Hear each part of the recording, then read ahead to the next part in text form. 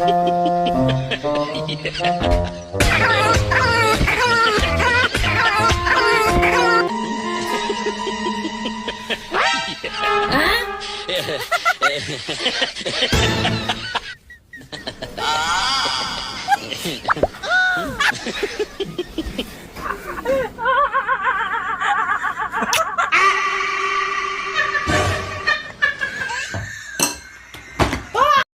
আমার ব্যাগের ভিতর শেয়ার মার্কেটের টাকা রাখা ছিল, সে টাকা কোথায়? সব টাকা পানিতে ভাসায় রাখছি, বাথরুমে গিয়ে দেখো। গাধা কি গায়ে লেখা থাকে? তুই টাকা পানিতে ভিজাইছিস কেন? তুমি তো বলো শেয়ার মার্কেটের টাকা ডুবে যাওয়ার সম্ভাবনা আছে, তাই সাঁতার শিখাচ্ছি।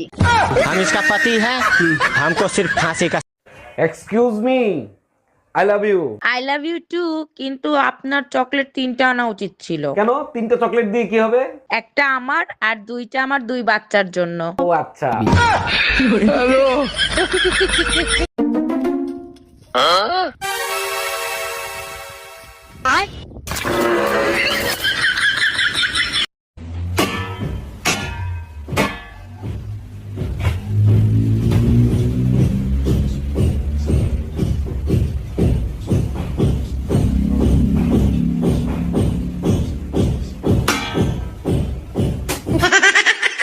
ম্যাডাম, আপনাকে অ্যারেস্ট করা হচ্ছে। কেন, কোন অপরাধে?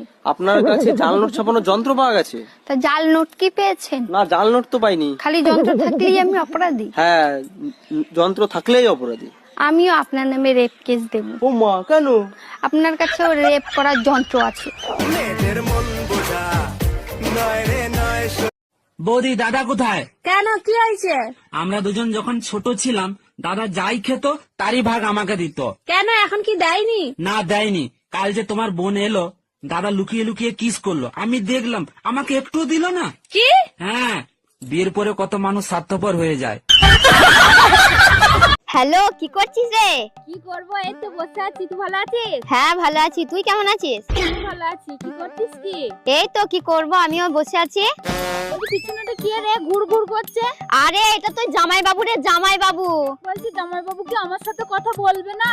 আরে তুই তো সবই জানিস, তো জামাই বাবু বোবা, কথা বলতে পারে না। আরে ইশারায় তো কিছু বলতে বল। আচ্ছা ঠিক আছে, বলে দেখছি। কই গো, বলছি আমার বোনের সাথে একটু ইশারায় কথা বলো না। তুমি কি বলে? দাঁড়া, দেখাচ্ছি মজা। আজ 5 বছর পর আমার স্বামী বিদেশ থেকে ঘরে ফিরবে। লালি, আরে লালি, চোখ বেঁধে রেখেছো কেন? তুমি যেদিন থেকে বাইরে গেছো, আমি সেদিন থেকেই চোখ বন্ধ করে রেখেছি। তার মানে 5 বছর চোখ বন্ধ করে রেখেছো? কিন্তু কেন লালি? স্ত্রীর চোখ শুধু স্বামীকেই দেখার জন্য। এই চোখ দিয়ে অন্য পুরুষকে দেখাটা যে পাপ। আরে পাগলি, স্বামীকে যদি মন থেকে ভালোবাসো, অন্য পুরুষকে দেখলেই বাকি। না, অন্য পুরুষকে দেখলে আমার সারা গাহক পা কিরম একটা হয়।